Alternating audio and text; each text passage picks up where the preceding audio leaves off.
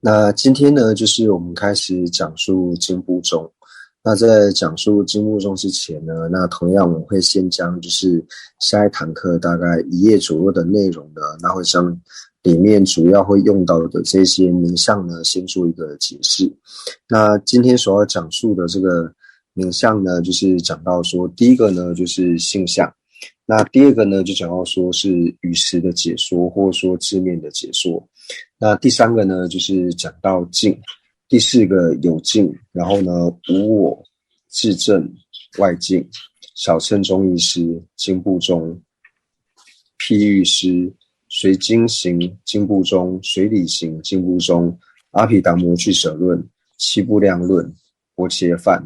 量、所缘、世俗谛，还有圣义谛。那总共呢就是19个呢名相。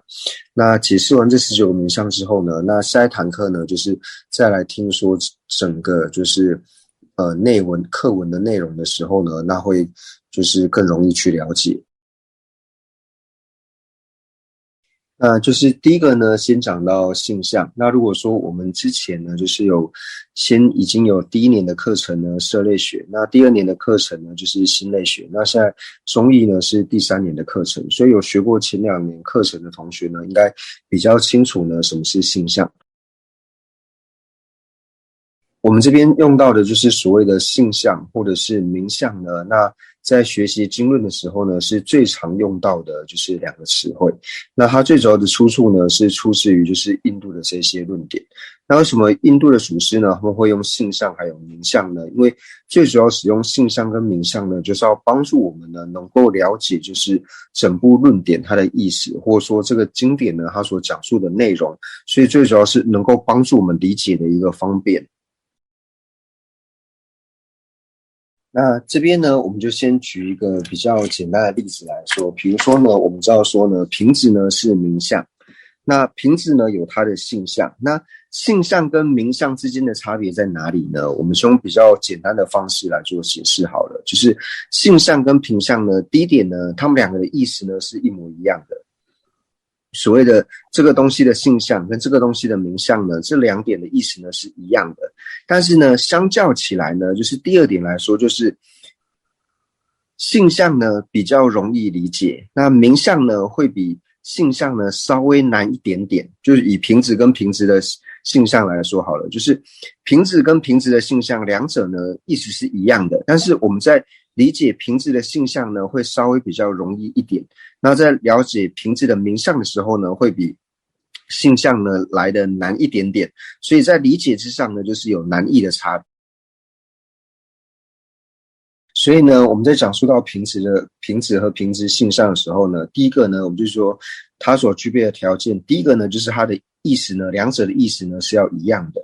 那第2个呢，就是他们在理解的时候呢，有难易上的差别。那第一个，为什么说他们的意思是一样呢？因为我们假如说像是瓶子的性相的时候，所谓的性相，它就是在解释呢瓶子是什么东西。所以呢，它的意思一定要跟瓶子呢是一模一样的。我们不能够说什么是瓶子的时候呢，然后我们手呢指着柱子说这个是瓶子。那这个呢，它没有办法成为瓶子，因为柱子跟瓶子2者是相违的。所以你一定要指一个呢和瓶子呢它的意思是完全一样的东西呢，你才能够解释到说什么是瓶子。那第2个呢，就讲到说，为什么他们2个的意思呢，为什么要是一样的呢？如果说我们这样说什么是瓶子，然后你在解释瓶子的时候呢，说是无常，那这样子也没有办法刚好解释瓶子，因为无常它涵括的东西太广了，并不是所有的无常呢都是瓶子。所以在讲述到瓶子的性相的时候呢，就表示说它跟瓶子的意思呢，2者呢是要一模一样的。除了具备了第一个条件呢，就是瓶子和瓶子的性相2者呢就是要意思是一样的之外呢，那第2个呢，我们就讲到说呢，性相呢它要比名相呢来得更容易理解。就像是呢，我们有人比如说问说什么是瓶子的时候呢，那我们在解释瓶子的时候呢，我们就讲说什么叫做瓶子呢？瓶子呢它就是要具备几个条件。第一个呢，它就是要大肚子大腹，第2个呢就是它的底部呢要是平的，所以讲到说大腹扁足，然后呢它的作用就是能够装水，所以讲到说大腹扁足能装水的时候呢，我们听到这个东西的时候，就自然而然比较容易理解到说原来大腹扁厨能装水这个东西呢，叫做瓶子。所以呢，在了解性相的时候呢，会比名相呢，就是稍微来的容易一点，或者说我们在讲述无常的时候，那一开始听到无常的时候呢，我们会不知道什么叫做无常，那就会开始解释到说，那什么是无常呢？那就解释到说，无常呢，它就是呢在刹那刹那做转换的。那什么是刹那刹那在转换呢？就是它是刹那刹那坏灭的这种特性呢，称之为无常。所以我们刚听到无常的时候呢，会不了解到说无常到底代表什么意思。但是透有解释呢，就是透有它的性相，讲说它是刹那刹那在坏灭的时候呢，我们对于无常的理解呢，就能够再更清楚一点。所以想要说呢，就是性相呢，它会比名相呢，就是来的容易理解。那除了前面2个条件之外呢，那还有第3个条件。第3个条件呢，就是我们在证得或说通达名相之前呢，要先通达它的性相。所以呢，这3个条件呢，就是第一个呢，就是名相和性相它的意思呢是一样的。那第二个呢，就是在理解的时候呢，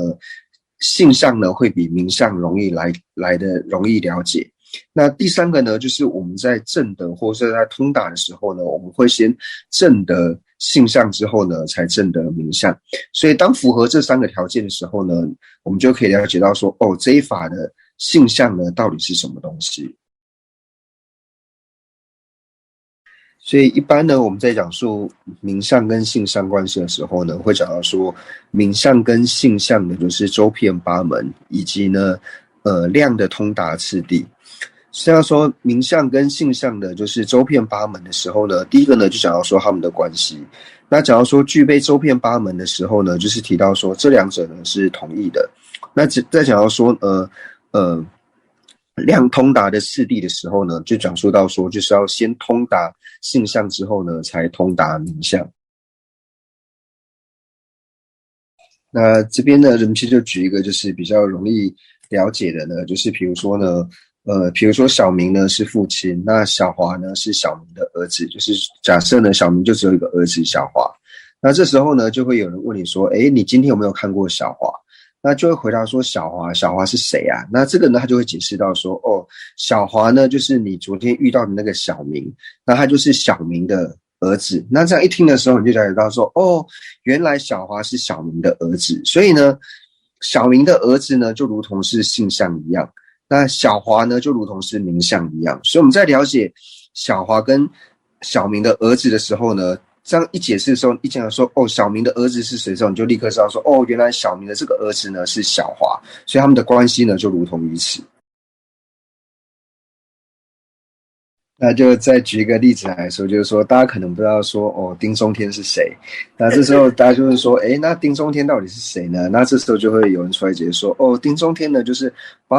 教我们如何教我们佛法知识的这个法师呢，他叫做丁中天。然后这边说原来这位就是丁中天。所以呢教我们佛法知识的这个出家人呢，他就如同是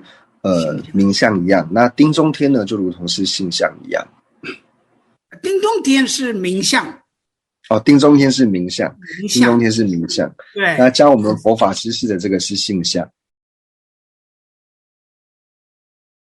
那第一个呢，就是对于性相的解释呢，我们就先到这边。那第二个呢，就想要说就是语词的解说或是字面的解说。那第二个呢，跟第一个呢，就是语词解说跟性相2者呢是有差别的。因为我们刚刚讲到说呢，如果是性相的话呢，它要具备3个条件，就是它的意思呢要是一样的。但是呢，我们在做语词的解说的时候，或从字面呢来讲解这个意思的时候呢，它的意思呢不一定会是一样的。所以有的时候呢，我们在讲说这个呢是语词的解说，不一定呢是它的性相，就是这个原因。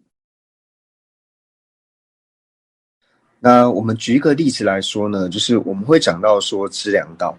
那资粮道呢，它会有一个名字呢，叫做顺解脱分。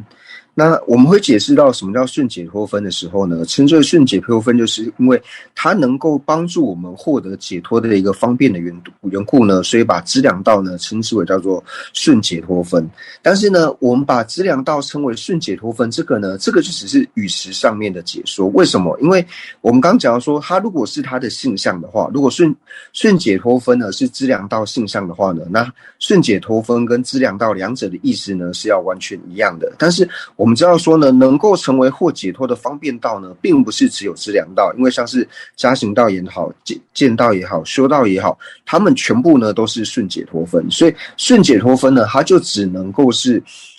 资粮道的一个语词上面的一个解说，它不能够成为资粮道的一个性相，因为呢，它的能够符合顺解脱分的呢，不一定是资粮道。那我们再举一个例子来说好了，就是在经典里面呢，会讲到说，就是莲花的译名呢是水生，就是从水中而生呢，把它称之为是莲花。那这个呢，无论说像是宗喀巴大师呢，就是路中论善行运输也好，或者说呢，在其他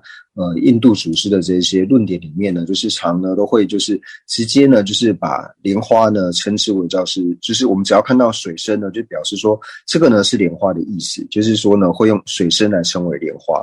但是呢，如果说我们从字面解释来看的话呢，是水生的话不一定会是莲花因为像是水里面生的鱼啊，水里面的这些生物啊，水草等等也是水中生的，但是它并不是莲花，所以这种呢就只是字面上的解说，但是它没有办法成为它的性相。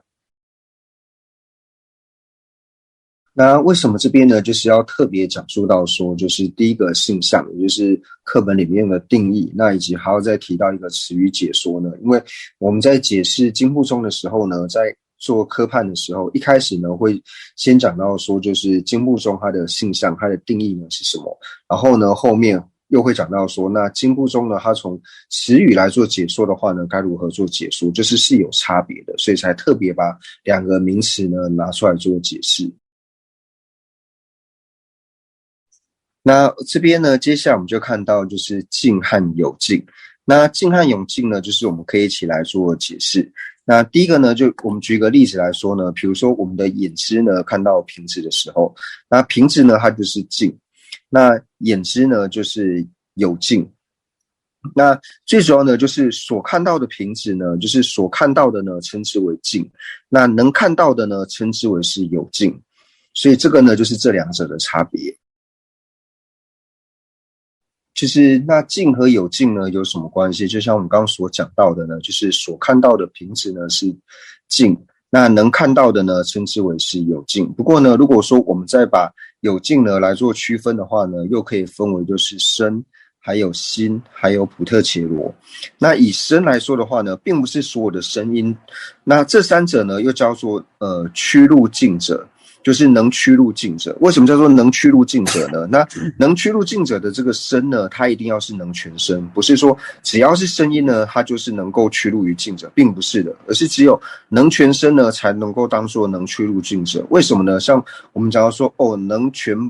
瓶子的这个声音，它所诠释的就是瓶子嘛，它所趋入的这个静就是瓶子。因为我们讲到说，如果说用能看到瓶子的声音就有点怪怪的，所以才讲到说，因为刚讲到说能看者嘛，所以用能看者来说的话呢，对于声音来说就有一点这样形容就不太合适，所以就感觉说能趋入于静者，能趋入于静的呢就分为三个。那第一个呢就讲到说是能全声，像讲到说能诠释瓶子这个声音呢，就是发出瓶子这个声音的时候呢，它所诠释的呢就是瓶子。那第二个呢就是能够证得瓶子的普特伽罗。那这个普特伽罗呢，它为什么是有静呢？因为它能够证得静瓶子，所以它所证得的瓶子呢是静，然后呢能够证得的这个普特伽罗呢，它是有静。那普特伽罗呢，它是如何证得瓶子的呢？就是靠着他心绪里面的心事呢去证得瓶子的。所以心呢同样呢也是能趋入静者。所以我们讲到说呢，有静呢就决定呢是只有三种，也就是能全身、心还有普特伽罗这三者呢能够成为有静。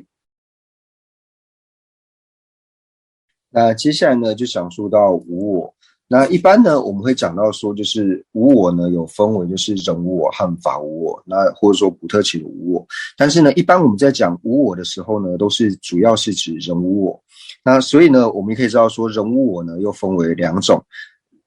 也就是初分的人无我，还有细分的人无我。那什么是初分的人无我呢？那讲到说呢，普特伽罗常一自主空呢，那这个就是属于初分的人无我。那细分的人无我呢，就是普特伽罗真实独立实体空呢，那这个呢是属于细分的人无我。那这个我们之前在讲述到一切有部的时候呢，就有提到过了。那接下来呢，第六个呢，讲到说自证。那什么是自证呢？自证也就是能够了知的这个了知呢，叫做自证，就是能够领纳了知的这个了知呢，称之为是智慧。那我们以一个比较容易了解的例子来说呢，就是我们会讲说瓶子呢是瓶子呢是存在的。为什么瓶子是存在的呢？因为呢有一个圆着瓶子的了知。那圆着瓶子的了知是什么呢？圆着瓶子的了知呢，就是直瓶眼知。所以呢，因为有直瓶眼知的缘故呢，它能够圆着瓶子，它能够领纳瓶子，所以我们说瓶子呢是存在的。那直瓶眼知呢，如何成立说直瓶眼知它是存在的呢？那同样的呢，就是因为直瓶眼知呢，它有一个能够领纳直瓶眼知的自证的缘故呢，所以由此成立直瓶眼知是存在的。所以能够领纳直瓶眼知的这个了知呢，就是领纳直瓶眼知的自证。那我们就会讲到呢，就是我们一般讲述了知的时候呢，会讲说了知它分为分别知和无分别知这两者。那了知呢，它一定是属于无分别知。自证呢，它一定是属于无分别知，不会有属于分别知的自证。为什么说讲到说自证它一定是无分别知呢？因为我们讲到说自证呢，比如说领纳直瓶眼知的自证，领纳直瓶眼知的自证呢，它在领纳直瓶眼知的时候呢，就如同我们眼知呢看到瓶子的时候呢，就是能够直接显现瓶子一样。所以同样的呢，领纳直瓶眼知的自证呢，它在显现直瓶眼知的时候呢，也是直接显现直瓶眼知，它并不会像分别知一样。为什么？因为分别知在显现的时候呢，它会先显现出就是异共相，但是呢，直瓶眼知它是能够直接显现，不需透由异共相的缘故呢，所以它一定呢是属于无分别知，不会呢有分别知的自证。那一般呢，我们在解释自证的时候呢，那也会解释他证。那什么是他证呢？就是我们刚刚讲到自证的时候呢，它能够领纳的呢，就是有境本身。因为他说领纳的也是了知嘛，所以他能够领纳的呢是了知的缘故呢，他就是有境呢能够领纳有境，所以称之为是自证。那他证呢，就是想到说，像我们一般的了知呢，他去领纳外在的这些，像是设法、瓶子，或说呢柱子等等。他说领纳的呢，并不是有境，他说领纳的呢是其他的这些外境的缘故，所以称之为是他证。所以自证跟他证两者呢是相违的。所以呢，我们在讲到说，所谓的自证呢，它能够领纳有境自身的呢，称之为叫做自证。那他所领纳的呢，是有境以外的这些境的呢，称之为是他证。那这个呢，在藏文里面呢，叫做显日。那有同样另外一个就是跟它音一样，但是字不一样的呢，那就是所谓的单着知。那单着知呢，它为什么称之为是单着知呢？它最主要呢就是单着比是比的了知，就是像我们呢升起一个知识瓶子的分别知的时候呢，会就是去单着呢偶大腹扁足能装水呢，这个是瓶子偶的这种了知呢，就是属于单着知。所以单着知跟他证呢，并不是一样的。那接下来呢，我们就看到就是所谓的外境。那什么是外境呢？那外境呢，就是承许呢和内在的这个了知呢，就是和它就是相异的，就是不同的这个外境，也就是呢和内在了知呢，它是直相异的这个境呢存在的话呢，就叫做外境成立，或者是外境，或者说我们讲到说了知呢和它的境呢是有距离的存在，承许这种的呢就叫做外境。就像呢，我们讲到说色和直色眼知呢，它就是相异的存在。这种呢，就是我们所讲的呢，就是外境成立。所以呢，我们一般在讲述到就是唯识宗的时候呢，唯识宗最主要的见解呢，它就是不承许外境。所以唯识宗呢，它在和就是下部宗呢，也就是说十四宗在讨论的时候呢，在争辩的时候呢，最主要呢就是在探讨呢，就是外境呢是否成立，它并不会和下部宗呢去探讨说就是第十是否成立，因为他们和下部宗同样呢就是都承许第十是成立的，所以他们最主要探讨呢和下部宗最主要争辩的点呢，就是在承许说就是外境是否成立。那唯识宗呢在对上面呢就是上部宗应成派呢在中观中呢在做讨论的时候呢，那最主要所探讨的呢，就是第十呢是否存在。所以唯识宗最主要的见解呢，就是讲到说就是外境不成立，也就是呢讲到说色与直色之量呢一体空的这一点。那接下来第八个呢，小乘中义师。那小乘中义师呢，我们之前应该就是也有稍作解释，就是所谓的小乘中义师呢，它就是对于说，法我呢，它是承许法我是存在的，因为他们不承许法我，他们承许法我呢是存在，就是承许有法我，他承许说呢，诸法呢都是像是第十成立等等，那所以他并不承许有所谓的法无我。那承许就是法我的这个中义师呢，就是称之为小乘的中义师，那就像是一切有部和经部宗。那大乘的中义师呢，那就是反过来，他就是如同小乘中义师呢，就是不承许有法无我一样，那他们所承许的呢，他们是承许有法无我，所以这就是小乘中义师跟大乘中义师最大的差别。所以大乘的中义师呢，他承许有法无我，那所承许的法无我呢，也有不同的承许方式。那有的呢是不承许呢外境成立，那有的呢是不承许呢第十成立。那承许法无我的这个大乘中义师呢，那就包括像是唯识宗，还有像是中观宗。那所以呢，我们就讲到说，我们把6、7、8合起来呢，就是经部宗。那以一切有部来说的话呢，因为前面有讲到说，一切有部呢，它是不承许自证的，所以呢，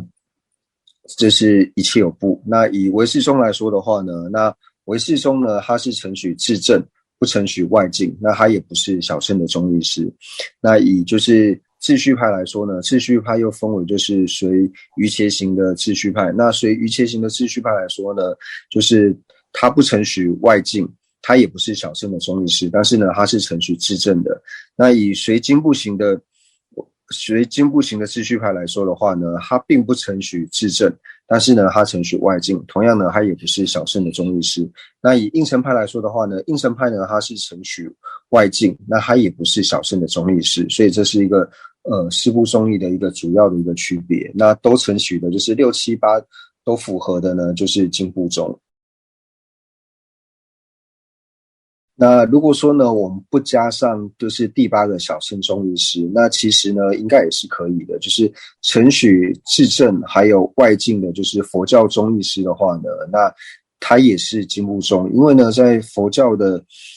中义师里面呢，就是承许自证还有承许外境的呢，就是两者都承许的呢，就只有经部宗。因为前面呢，我们讲到说，像是一切有部呢，一切有部不承许自证。那以唯识宗来说的话呢，唯识宗不承许外境。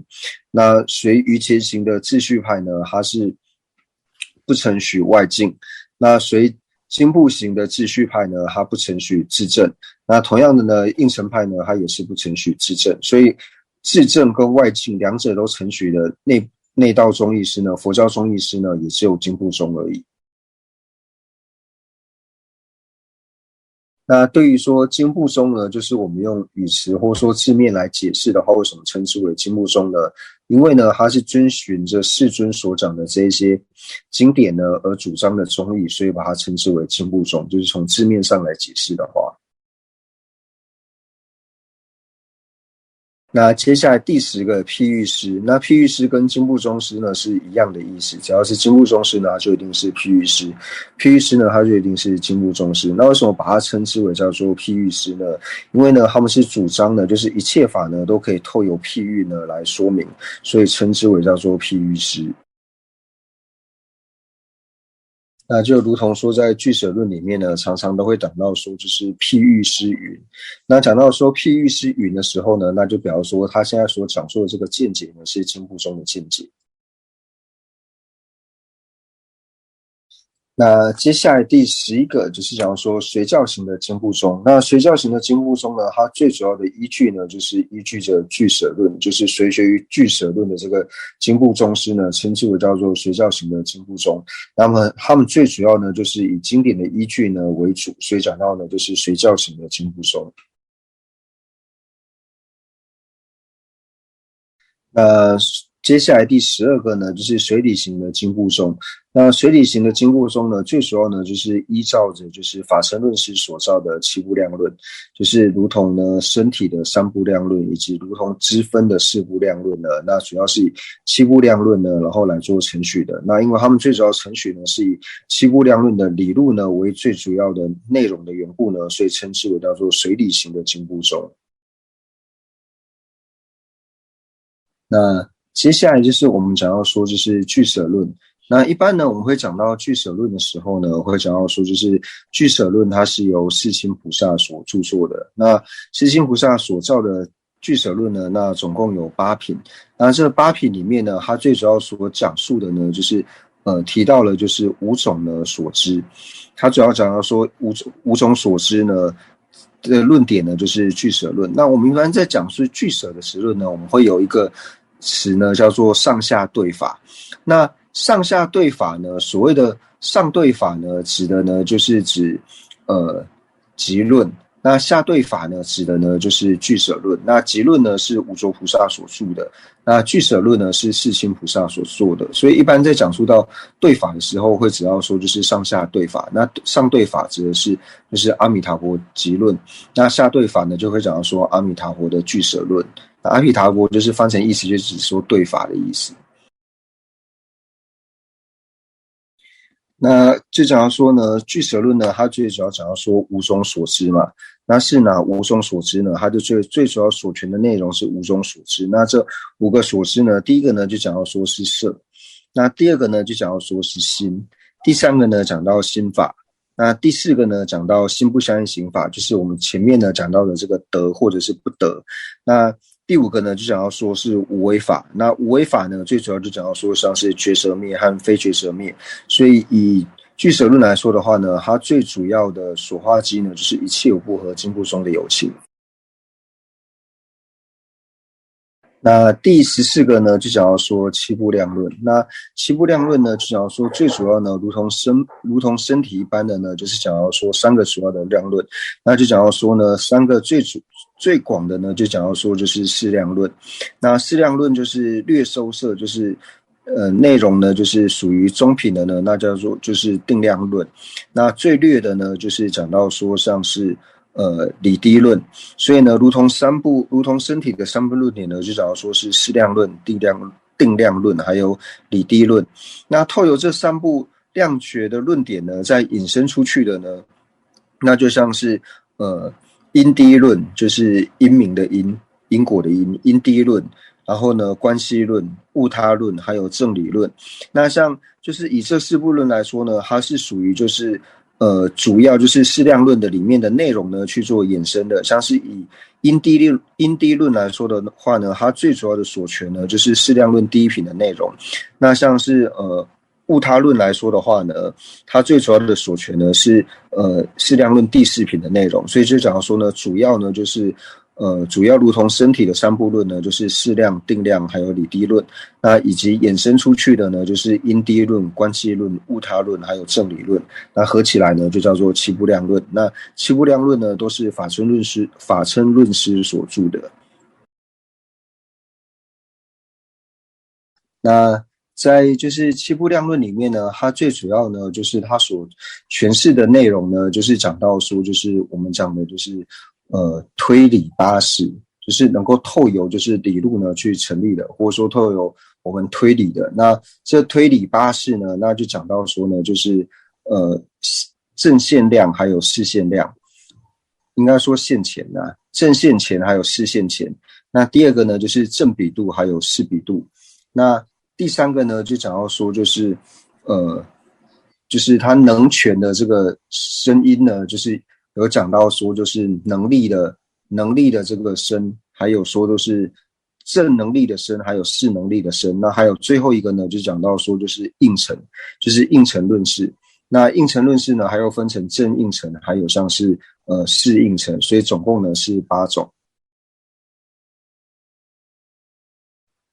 至于说适量论呢，它最主要是哪一部论点的注释呢？那最主要呢就是陈那菩萨呢他所造的极量论。那所以呢最主要就是以极量论，然后呢去解释呢陈那菩萨的极量论。那解释极量论的呢就是法身论师呢他所造的适量论。第15个呢，薄伽梵。那薄伽梵呢，就是佛的意思。那在藏文里面呢，就是薄伽梵它的藏文呢是 Jomdende。那第一个 Jom 字呢，就是能够去除就是所有的恶障，能够净除一些恶障的缘故呢，所以称之为是 Jom。那第二个字呢 Den 的意思呢，就是具备一切的功德，具备一切遍智的这种功德呢，所以叫做 Den。那第三个 day 呢 day 是过去的意思，那就是呢就是远离了就是恶障的意思，所以叫做中den day。那我们翻音就是直接译过来呢，是翻中文就是翻成薄伽梵。那特别呢就是在讲到说薄伽梵的时候呢，最主要呢指的就是指普特伽罗，所以呢并不会指说像是佛陀心绪里面的道，或者说呢佛陀心绪里面的这些意识也好，根识也好，或者说佛陀心绪里面的这些智慧也好呢，并不会把它称之为是薄伽梵。薄伽梵主要指的呢就是佛普特伽罗，就是佛薄伽梵。接下来呢就是第16个呢，第16个讲到量。那量呢就是要具备3个条件。第一个呢就是量的体性呢一定是了知，也就是呢它一定是心法。那第二个呢就是它是心的，心的意思呢就比方说它对于境呢是最初证的，或者说由智力来证的。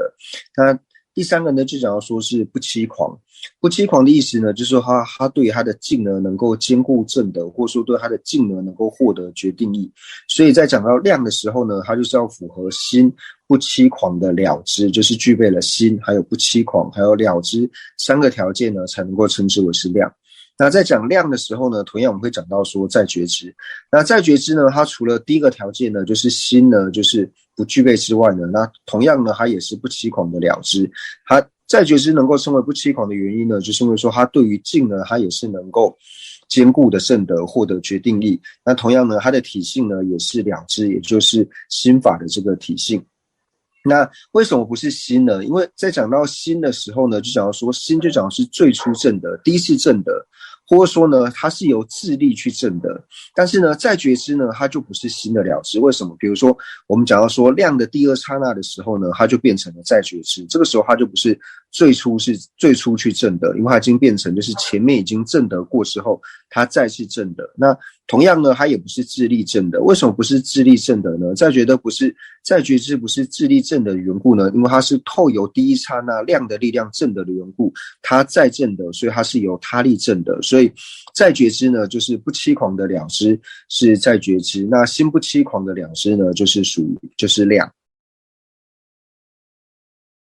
所以呢我们在讲到说量呢它是心不欺狂的了知的时候呢，那这个心字或者说我们讲到说心的意思呢，表示说就是最初通达，或者说呢是由智力通达。那无论说以最初通达或者是以智力通达来说的话呢，它就是排除了在觉知呢是量。为什么呢？因为在觉知呢它是第2刹那之后呢称之为是在觉知，所以呢它并不是心通达，因为在它之前呢已经有一个能够通达的前际刹那。那同样呢它也不是智力通达，因为我们讲说它能够通达境呢是透由第1刹那之力而通达。所以在讲到心的时候呢就是断除否决了在觉知呢是量。那第2个呢讲到说不欺狂，那不欺狂呢就否决了就是视察意呢是量。为什么呢？因为我讲说视察意呢它对于它的境呢它并没有办法就是兼顾获得，或者说获得决定义，因为呢它随时都有可能转变成疑。所以讲到不欺狂的时候呢就否定了视察意呢是量。那第3个呢讲到说了知，那了知就讲说量的体性呢一定要是属于心法类。为什么呢？一定要是属于了知，因为呢，最主要就是否定了普特伽罗呢，它是量，因为我们知道说普特伽罗呢，它能够心通达量，它能够心的正的去量，能够最出正的量，它在正的它能够最出正得静，它也能够呢心正得静，它也能够不欺狂，就是对它的静呢能够产生决定解，获得决定义。但是呢，它的体性呢并不是了知，所以讲到说了知呢，最主要是否定了普特伽罗呢它是量，因为我们知道说普特伽罗的体性呢是心不相应行法，并不是心法。那接下来呢，就讲到说就是所缘。那我们会讲为什么要讲到所缘呢？就讲到说就是量所通达，或者说量所缘。就是一般我们在讲所缘的时候呢，所缘有两个意思，一个呢是显现的意思，一个呢就是通达，或者说通达就只说正德的意思。那在这里我们讲说量所缘的时候呢，就只要说量通达的意思，就是量它能够正德的意思。那接下来呢，就想要说第18个还有第19个，就是世俗谛还有圣义谛。那因为呢，我们现在接下来的内容呢是经部中的内容，所以世俗谛跟圣义谛呢就很好的了解。那世俗谛呢就是跟常法同义，那圣义谛呢就是跟无常法同义。所以就是以经部中来说呢，它的世俗谛跟圣义谛呢就是蛮容易了解的。那这边呢，就是有3个问题，就是第一个呢，想请问仁波切呢，就比如说以张三的，就是心里面的这个认知来说，对理事的认知来说呢，是不是外境？那仁波切讲到说呢，外境的意思呢，其实并不是说这个补特伽罗心绪对说其他补特伽罗心绪来说是不是外境，并不是这个样子。外境最主要意思呢，是说以这个了知来说呢，就是这个了知和它所缘到的这个外境呢，他们两者呢，你是把它直视为是同一个值呢，就是它是同一个值还是相异的值？如果你把它值为相异的话，就是了知和它所缘到的这个外境呢，要是这两者的体性呢，你把它值为是相异的时候呢，那这个时候呢，称之为外境，而不是说以一个补特伽罗的了知对另外一个补特伽罗来说呢，是不是外境呢，并不是这种理解的方式。那我们以就是在讲到说外境成不成立的时候呢，其实跟唯识中呢有非常大的关系。因为为什么把唯识中称之为是唯识呢？因为唯识呢，它承许说诸法呢都是唯心的体性所现。为什么说诸法都是唯心的体性所现呢？因为呢，外境呢，就是外在的这些境，不能说外境，外在的这些境呢，它是如同能够缘到它的这个了知呢，它和这个了知是同一个时期所成的，所以呢，它并不承许有所谓的外境存在，所以它不承许外境成立。那一般为什么说他会讲说像是下部中所讲的外境并不存在呢？因为呢，当你承许外境存在的时候呢，就表示说心呢和他所执持的这个境两者呢是变成有距离的存在。但是以唯识中来说的话呢，他并不这样子承许，因为心呢和他所执持的这个境呢是由同一个习气所成的缘故呢，所以他们两者的体性呢是一样的，所以由此他否定了外境成立。那就是这边想请问仁波切，就是以应成的角度来说呢，一切法都是名言中有，那可否说一切法都是名言量而安立，还是说一切法呢是由分别心所安立？那仁波切就说这个问题呢，就是等到我们后面呢讲到应成派的时候呢，再来做回答。那第二个呢，就讲说所缘还有所缘境呢有何不同？那仁波切说呢，就是这两者呢可以把它看成就是同义的，就是所缘和所缘境。就是我们一般在讲到所缘的时候呢，你其实可以把像是所缘、所量，还有所证呢，或是境呢，这些都看成是同义的。就是说像是补特伽罗的所量、补特伽罗的所证、补特伽罗的境，或者说呢新的所量、新的所缘、新的所证、新的境，那你可以把它看成都是同义的。那最后问题就问到说，像是法与非法是否都能够成为所缘？那我们先讲到说呢，因为非法是不存在的嘛，因为我们就讲到说法和存在的呢是同义的，就是要是有的。那非法就表示说它并不是存在的东西，它如果不是存在的东西，它自然而然就没有办法成为所缘。那我们将今天所讲的内容呢，就是稍微做一个收摄。那一开始呢，就讲到说性相呢，还有说词语解说，就是说讲到说呢，这两者的差别，就是性相呢还要符合呢3个条件。那接下来呢，就讲到说净呢，还有有净，那还有说讲到说无我的内容。那以及呢，讲到说像是自证。那在讲自证的时候呢，就同样呢提到了说自证。那除了自证之外呢，那还有他证。那接下来第7个呢，讲到说外境。那外境呢，也就特别讲到说像是唯识中的程序。那还有第8个呢，就是小乘中义师。那还有讲到说第9个经部中。那经部中呢，也就是程序。第6个跟第7个就是承许自证和外境的这个佛教中义师呢，称之为是经部中。那同样呢，要把其他4部中义呢，就是对于说无我和自证的这个承许方式呢，就是做一个概略的解释。那第10个呢，就讲到说为什么又把经部中呢称之为像是譬喻师。那第11个呢，就是讲到说随教型的经部中呢，讲到说它最主要依据呢，就是依据着俱舍论。那随理型的呢，最主要就是依据的就是七部量论。那第13个就讲到说俱舍论呢，讲到说俱舍论最主要的所权。那还有说讲到说七部量论呢是哪7部，那以及解释了就是薄伽梵的意思。讲到说薄伽梵呢一定要是补特伽罗。那还有第16个呢，就是什么是量。那以及呢，就是所缘。那同样呢，在问问题的时候呢，就把所缘呢，就是多做了一些补充。那以及说讲到说，就是经部中呢所承许的，就是世俗谛还有圣义谛呢，那就是跟常法呢还有无常法呢是统一的。那还有说今天上课最主要讲述的内容。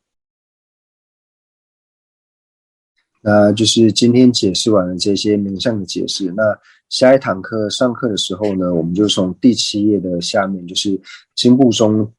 从经部中的这个解说呢开始，然后呢一直到就是第8页的倒数第2行，就是世俗谛还有圣义谛呢这个地方为止。那我们就会说这一部分内容的解释。